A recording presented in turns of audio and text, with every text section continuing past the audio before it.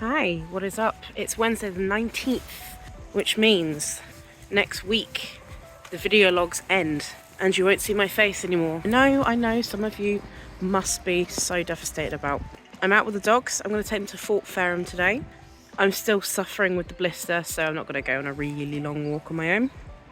We'll see where the day takes us.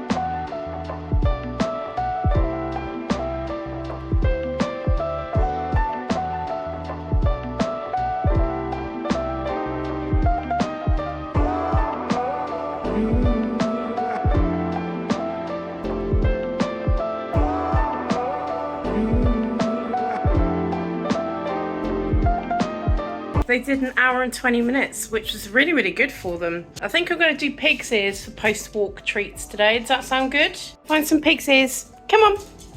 Should we have some pig's ears? I think we're going to go tripe sticks today, actually. These have been open. They need to be eaten. Sit. Good.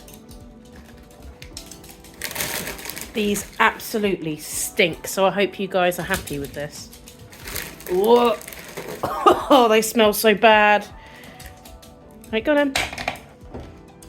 Okay, so while the dogs are munching on their tripe sticks, you will probably hear the occasional munch, and it's gross and it smells so gross in the house, but I made my decision, I made my bed, I will proverbially lie in it.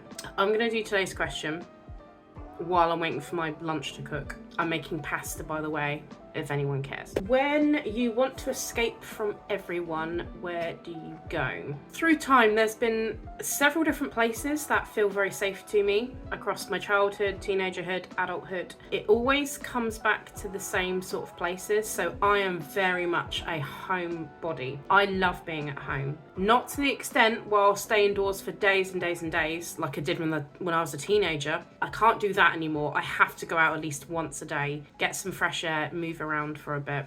If I don't go out at least once a day and I'm indoors all day, I get such an itchiness, like a trigger finger to move outside. I'm sorry about my hair, by the way. I don't know what is going on with my hair today. We're gonna go back to curtains. The dog has just farted. It stinks so badly. I'm gonna power on. Escaping from everyone is pretty easy to do when you're at home, because you're at home. Unless you live with people that you want to escape from, and then that's pretty unlucky. Home for me is my safe space. It's where all of my things are. I like being surrounded by all of my things. I like the safety and security of being at home in my own space with my own routine. There are houses of friends and family that do have a variation of home, and they have certainly the qualities of being a home and providing that security and love at the same time. So I will go spend some various times at other people's houses, but there's nothing quite like your own space. And it's a real shame if you're forced to share that with people.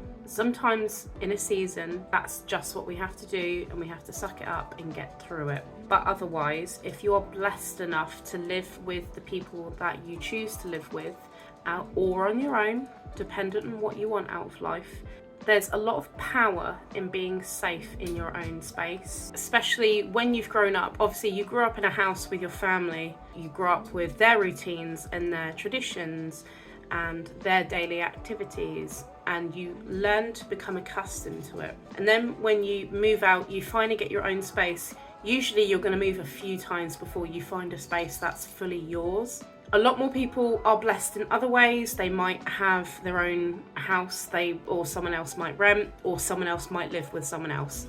There's no right answer that fits all. We are all on very different journeys. We are all in very different situations. I'm blessed enough to be living surrounded by my things after a very interesting 6-7 months or so. I'm very lucky to be where I am and have the people that I do. But if I want to escape from people, I will happily stay at home. Occasionally, this could mean that I need to get out and go somewhere.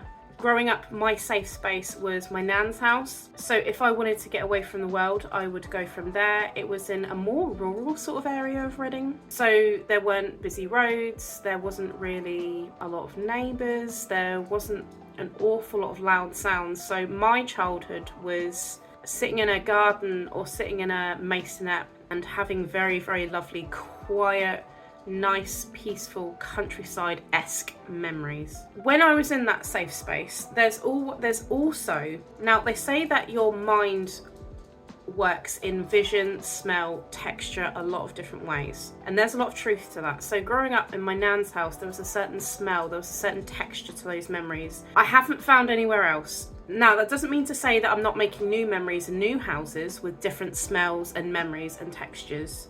Just that there's some that's very specific to that time period. So I'll come across a smell of something. It could be a flower, it could be something else, and it'll take me straight back to that safe space of when I was growing up and hanging out at her house. That has happened with friends as well. There are certain people I visited their house before, and then I'll smell something that reminds me of being in their house, and it's quite a nice memory because it's like I'm living that memory of being in their space without actually being in their space. Weirdly, I sound like such a weirdo, but that's such a safe space to me. Smells and textures bring back those memories of being in those safe spaces, which then brings my brain into a nice mushy area where I feel safe and I feel happy in those memories. I will move out of this home within the next year and I'll move into a new home, and hopefully that will also be a safe space for me where I can continue to make very positive memories and I continue on to the next stage of my life. There is going to be a stage of transition, which there always is going to be. It is what it is. It's one season of life transitioning into the next.